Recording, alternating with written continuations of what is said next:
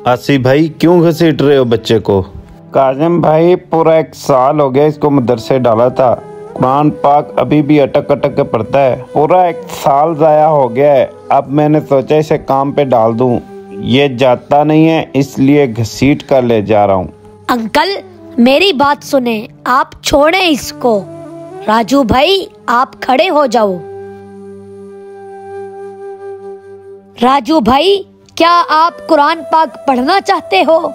जी मैं पढ़ना चाहता हूँ, लेकिन मस्जिद में उस्ताद मारते हैं और घर में अबू मारते हैं। राजू भाई सुबह आप मेरे पास आना मस्जिद में, मैं खुद आपसे कुरान पाक सुनूंगा। और अंकल आप भी साथ आना, मैं आपको भी कुछ समझाना चाहता हूँ।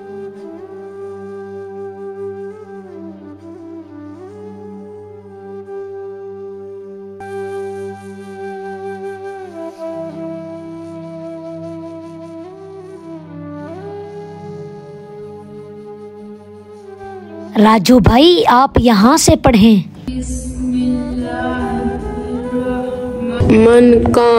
मन काना युरीदुल हयातुद दुनिया वजीनातहा नौफी इलैहिम आमालुहुम। अंकल आपके बेटे को कुरान पाक पढ़ने का शौक है, इंशाअल्लाह ये कुरान पाक पढ़ जाएगा। और मेरे नबी का एक फरमान सुनो। अंकल मेरे नबी ने फरमाया जो कुरान पाक अटक अटक कर पढ़ता है, यानी रुक रुक कर पढ़ता है, फरमाया अल्लाह पाक उसे 2 अजर अता फरमाता है।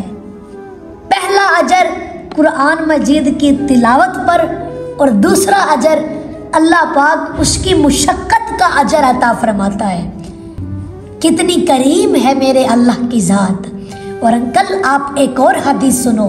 मेरे नबी ने फरमाया, हज़रत अब्दुल्ला बिन उमर इस हदीस के रावी हैं, फरमाया ए मेरे सहाबा, जिस तरह लोहा जंग पकड़ता है इसी तरह दिल भी जंग पकड़ लेते हैं। दिल भी।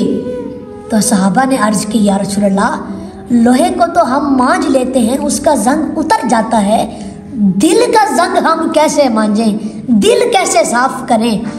तो हजूर ने फरमाया कसरत से कुरान मजीद की तिलावत किया करो, कुरान मजीद तुम्हारे दिलों के जंगों को उतार देगा।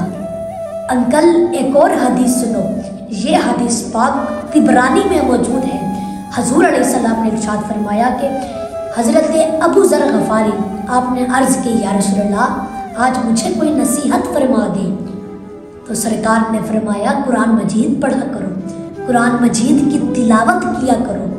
ये ज़मीन पर तुम्हारे लिए नूर है, आसमान पर तुम्हारे लिए ख़जाना है। अंकल एक और हदीस सुनो, ये हदीस पाक मुस्लिम शरीफ में मौजूद है। मेरे नबी ने फरमाया कुरान पढ़ो, क्योंकि कुरान कल क़यामत वाले दिन अपने पढ़ने वाले की शिफाअत करेगा। अंकल एक और हदीस पाक सुने, इमाम अहमद बिन हम्बल ये हदीस लाए हैं। मेरे नबी ने इरशाद फरमाया, हजूर ने फरमाया अगर कुरान को किसी गिलाफ में रख दिया जाए तो उस गिलाफ को आग नहीं लगेगी। सुभान अल्लाह। तो अंकल अब आप मुझे बताएं कि जो बंदा कुरान पाक को अपने सीने के अंदर बसा ले, आग उससे कैसे जला सकती है?